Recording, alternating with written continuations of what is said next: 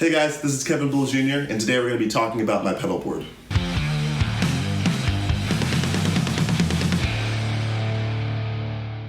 Hey guys, my name is Kevin Bull Jr. and I'm a live in studio bass player from Woodbridge, Virginia. I post videos like this talking about bass tips, tricks, and gear. If that's something you're interested in, consider subscribing. We're going to have a lot of fun. Today we're going to be talking about arguably the most important element of my setup is my pedal board. We're going to be using my 2017 Fender American Professional Precision Bass, the stuff that I use live for all my solo stuff, going straight into the pedal board, into my interface, into Logic, into a Neural DSP Darkglass plugin, no distortion, just using the amp side and really trying to tune it to sound similar to my GK back there. So first off, going single chain, we have my Shure GLXD 1/6 guitar wireless system. This is the receiver to it, so this is the part that would plug into the instrument and then go into my belt, back pocket or something, and then that's what would be transmitted wirelessly into this pedal, and then it'll go through everything else into my amp. Right now, I like using a cable just to save battery, but what's really cool about this thing is that they are rechargeable, so I can actually show you guys.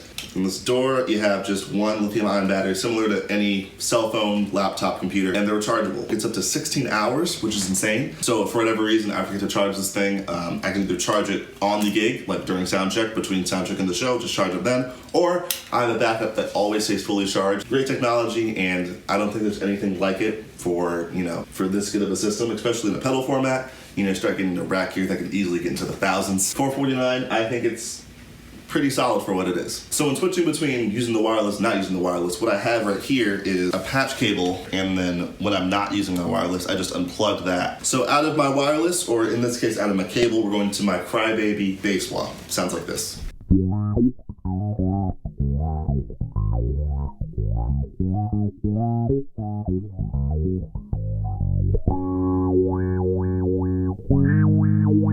It just adds a nice character, nice flavor. I like the scoop that it has. Very solid pedal. And then out of that, a Polytune 3 with a buffer in it. So, with long cable chains, with pedal boards, you need a buffer to help get some of that high-end character back. And this is built into the pedal, which is super cool. So, just click it once, turn on, keeps me in tune. I've had the second one for about, 2 years, and then I went to the Polytune 3. Yeah, it's stable, solid, never failed me. It's great.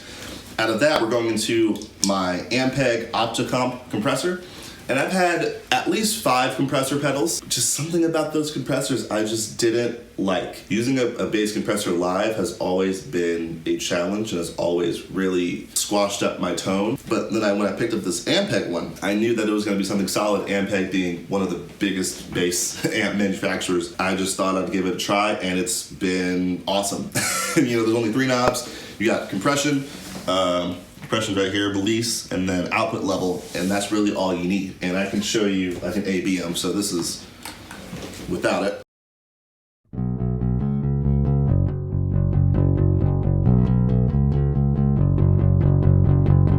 And then with it.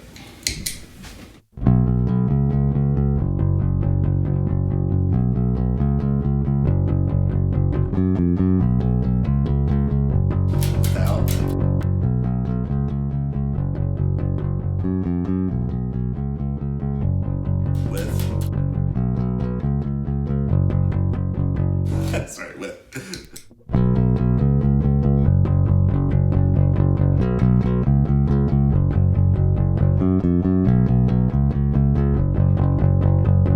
Super usable and super musical, and I absolutely love this thing. And then up next, it's kind of a weird story. So we have my Boss MS3 pedal switcher and effects unit. This is this big black box right here.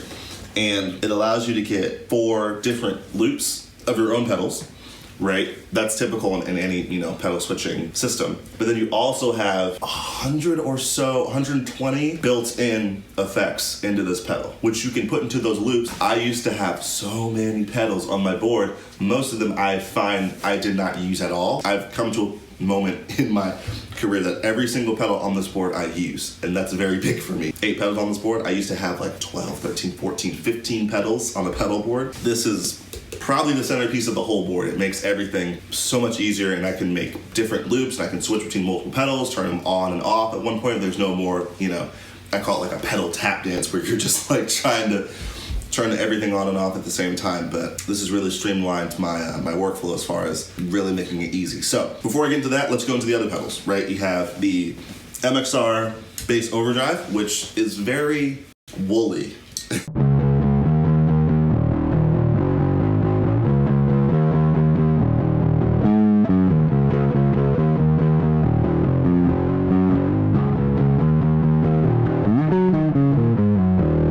So it's more of a fuzz. Very open sounding. It's not much, you know.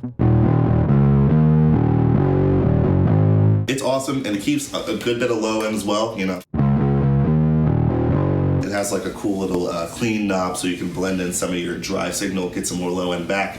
That pedal's fantastic, but my main tone, pretty much, that I use in the studio, I get close to this tone when I do anything live, is my Alpha Omega Omicron. And this distortion, Darkglass as a company, makes some of the best distortion pedals, preamps, cabs, and amplifiers that you can find anywhere. They pretty much reinvented what we think of as bass distortion and not guitar distortion tuned for bass. They completely reimagined it from the ground up, and that's the tone that I use, or that I try to strive for every time I'm in a studio session or I'm playing live with any band. If they need a rocking bass tone that has some grit to it, that's not woolly like the Bass Overdrive from MXR, this is the pedal.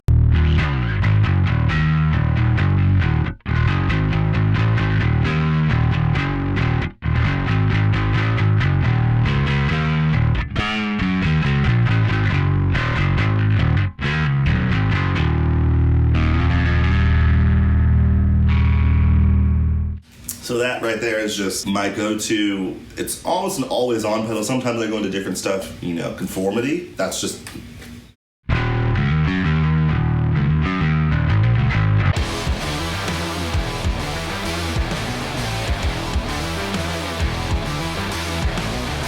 That's the pedal. It fits with the guitar as well, and it really makes, you know, complements the whole band, glues everything together. That's what the bass is supposed to do, right? And then after that, I have my MXR Bass Chorus Deluxe, because I like chorus pedals. I like a little bit of modulation. It's a very nice sound.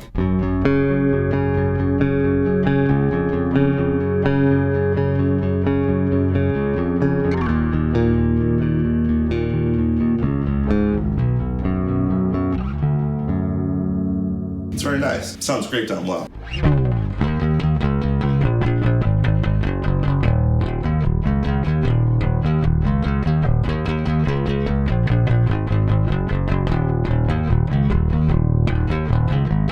So back to the Boss MX3. The way I have this set up is that I have either the wireless or a cable, whichever, goes into the wah, tuner, compressor. Compressor goes into the multi-effects MS3, and then I take a loop from Bass Overdrive, Darkglass Omicron into the MS3. The MS3 goes into the chorus, final output to the amp interface, stuff like that. So the only things in the loop are these pedals.